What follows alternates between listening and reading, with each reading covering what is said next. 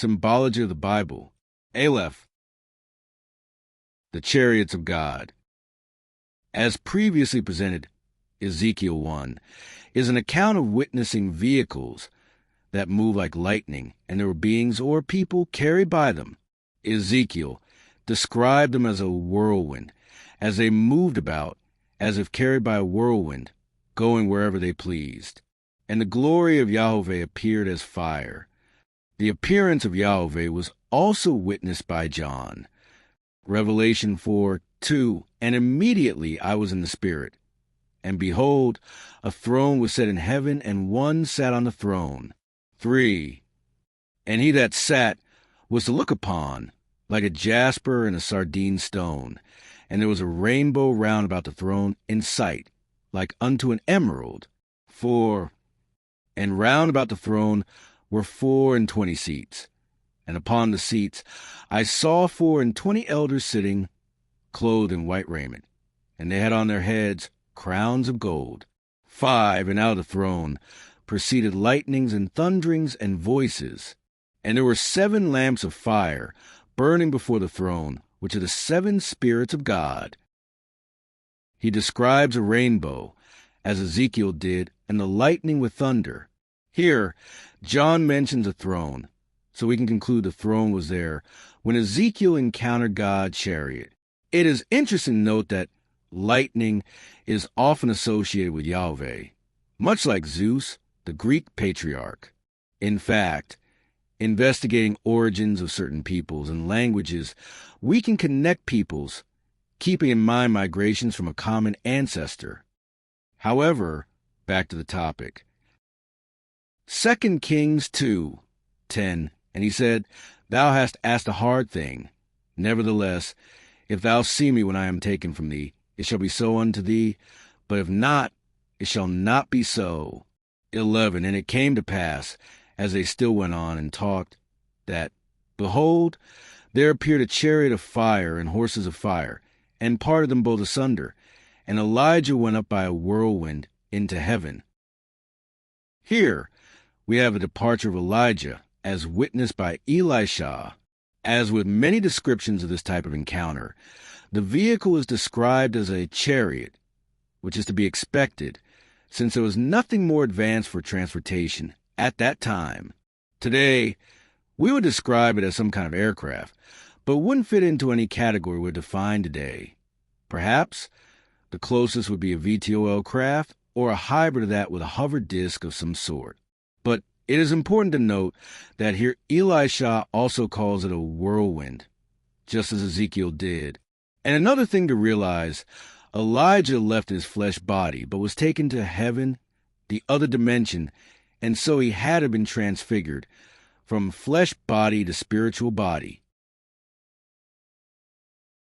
When studying Scripture, it behooves one to keep in mind all the symbology, metaphors, and parables to see if they have any application to the current study. Consider these verses. 2 Samuel 5:22, and the Philistines came up yet again and spread themselves in the valley of Rephaim. 23, and when David inquired of the Lord, he said, Thou shalt not go up, but fetch a compass behind them, and come upon them over against the mulberry trees. 24, and let it be that then thou shalt bestir thyself, for then shall the Lord go out before thee, when thou hearest the sound of a going in the tops of the mulberry trees, that then thou shalt bestir thyself, for then shall the Lord go out before thee, to smite the host of Philistines. In the Hebrew, the sound of going is march, and tops can be for captain, so it indicates Yahweh's army. Sound. Call. Pull. From an unused root meaning to call aloud, a voice or sound, bleating, crackling cry. And for going, the Hebrew of the Old Testament from Esord. והיא בשימך את כל צעדה בראשי הבקים אז תחרץ כי אז יצא יהיה לפניך להכות במחנה פלסטים. And the Lexibird translation of the Hebrew verse. And it shall be, when you hear the sound of marching in the tops of the balsam trees, then you shall bestir yourself. For then the Lord has gone out before you to strike the camp of the Philistines. But in the tops of the trees suggest the chariots hovering above them and moving forward. This view accounts for the rustling of the treetops with no visible cause, since the chariots and angels upon them are extra-dimensional. They can appear in this dimension and disappear into the parent dimension. This is evident by the following. 2 Kings 6:15. And when the servant of the man of God was risen early and gone forth, behold, a host compassed the city, both with horses and chariots. And his servant said unto him, Alas, my master, how shall we do? 17. And Elisha prayed, and said, Lord, I pray thee, open his eyes that he may see.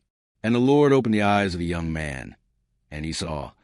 And behold, the mountain was full of horses and chariots of fire round about Elisha. Here, Elisha's servant couldn't see Yahweh's army, so he was allowed to see the extra-dimensional chariots. This event also instructs us, and this is an example of restoring sight, demonstrating that healing can be metaphoric for seeing the light. Since the Lord's army and hailstones have been introduced, we look at the following with a different view than we may have had before. Joshua 10:10. And the Lord discomfited them before Israel, and slew them with a great slaughter at Gibeon, and chased them along the way that goeth up to Betharon, and smote them to Azekah and unto Makkedah. 11. And it came to pass, as they fled from before Israel, and were going down to Betharon, that the Lord cast down great stone from heaven upon them unto Azekah, and they died. There were more which died with hailstones than they whom the children of Israel slew with the sword. These verses solidify the perspective that whirlwind, lightning, and chariot signify vehicles, and verse 11 above reinforces the symbology of hail, since it is Yahweh's army that slew the enemy, more so than the men of Israel. Additional evidence comes from the account of the plagues of Egypt. Exodus 9:23. And Moses stretched forth his rod toward heaven, and the Lord sent thunder and hail, and the fire ran along upon the ground, and the Lord rained hail upon the land of Egypt. 24. So there was hail and fire mingled with the hail very grievous, such as there was none like it in all the land of Egypt since it became a nation. Physical hail is frozen water, and mixed with fire would melt and be harmless. A key observation is that the fire ran along the ground. As we have seen, the chariots of God are always described as being on fire and as vehicles would run along the ground or through the air. It seems more likely that the fire the ancients observed was an aura of energy, but in any event, using the symbology of hail and the fact that the chariots are vehicles, the plague of hail has a more reasonable interpretation. Finally, we have this. Psalm 78:47. He destroyed their vines with hail and their sycamore trees with frost. 48. He gave up their cattle also to the hail and their flocks to hot thunderbolts. 49. He cast upon them the fierceness of his anger, wrath, and indignation and trouble by sending evil angels among them. Hot thunderbolts, the Hebrew translated as hot thunder, is one word. Reshef, from H8313, a live coal, by analogy, lightning, figuratively an arrow as flashing through the air, specifically fever, burning coal, burning heat, hot thunderbolt. As proposed prior, vehicles with super advanced tech, probably capable of supersea travel, could produce sonic booms, and the hotness refers to the fire. But the key that unlocks the mystery is verse 49. Yahweh sent evil angels. We saw that Enoch identified the hail as good angels, and Yahweh has told us they are an army reserved for war. Also, recall the frost of Enoch. Here is the Hebrew translated as evil. Ra, From H7489, bad or as noun, evil, naturally or morally. This includes the second feminine form, as adjective or noun, adversity, affliction, bad, calamity, distress, evil, grief, harm. It is more accurate, given our knowledge of hail recently gained, to say that the Egyptians were vexed, afflicted, and harmed by the angels rather than qualifying them as evil. And they ran their chariots along the ground.